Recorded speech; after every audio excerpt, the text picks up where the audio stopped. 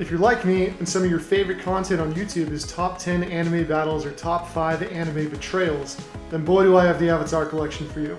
And we're going to be taking a look at it in my informally named new series, Avatar Quick Look. If you've browsed the Gen 1 shop taking a look at various avatars that you may have missed out on from Gen 1 and 2, you may have noticed a very cool anime-inspired set from artist Jimmy Guo, also known as Genuine Aardvark on Reddit. His Gen 1 set is called Natsukashii, and it consists of 3 bad-looking anime weapon-wielding snooze.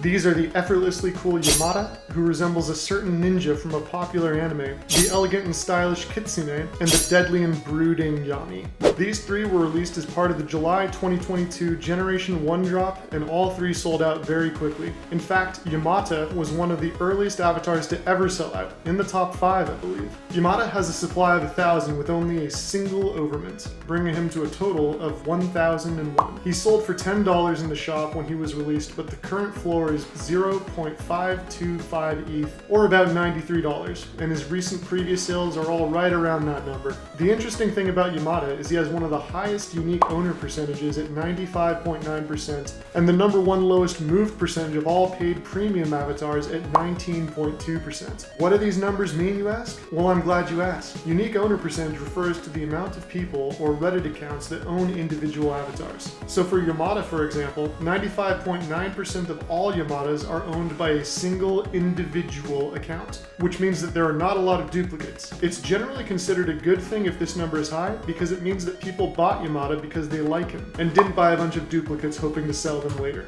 Moved percentage refers to the percentage of all avatars that have moved accounts or wallets at some point in time. So only 19.2% of all Yamadas have ever transferred accounts. This means that the other 80.8% have stayed in the exact same account that they were originally purchased on since last July. It is generally good if this number is low, because it means that people are happy with their purchase and don't want to sell or trade him. Yamada topped out around 1 full ETH sales, or $1,700 by today's valuations during the crazy period after Gen 2 released about 8 months ago. Kitsune has a supply of 200 with no overmints at all. She sold for $50 in the shop, and her current floor price is 0.42 ETH, or about $740. Wow. Kitsune does not sell very often, but the average for her last 5 sales is about $564. The most recently sold one sold for only 0.2 ETH, or about $350. Still a lot of money for an avatar. She has a unique owner percentage of a whopping 97.5% and a moved percent of 28.5%.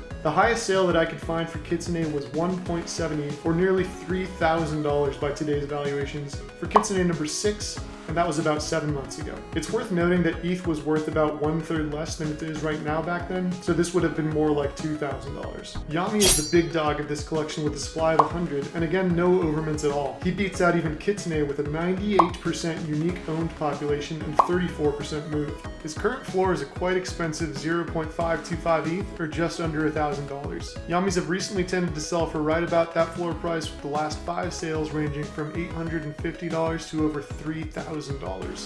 Yami has only recently begun selling below 1 ETH again. He is generally considered to be one of the grail avatars of Gen 1, maybe on a tier below avatars such as the Hands, Diamond Diablo, and Golden Hands, but only slightly. The highest sale I could find was a whopping 5 ETH, or nearly $9,000 8 months ago. Again, this would be a little lower considering the value of ETH back then, but still a staggering number. The cool thing about all Jimmy Guo's designs is they share a common design aesthetic. Because of this, they can be mixed and matched very seamlessly, and anything you do with his avatars is generally going to look good.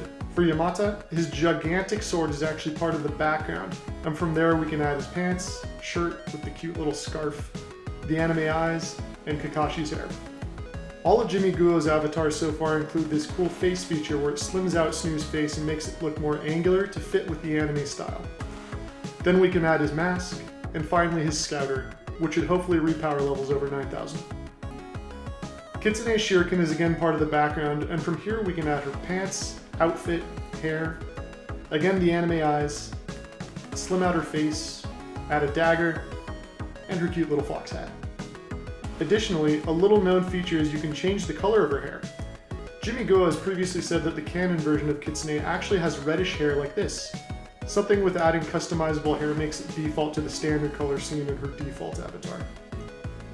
Yami has 4 swords floating in his background, and we can add his pants, shirt, give him a right and left hand dagger, slim out his face with an edgy scar, Add the anime eyes and his emo hair, and finally his mask.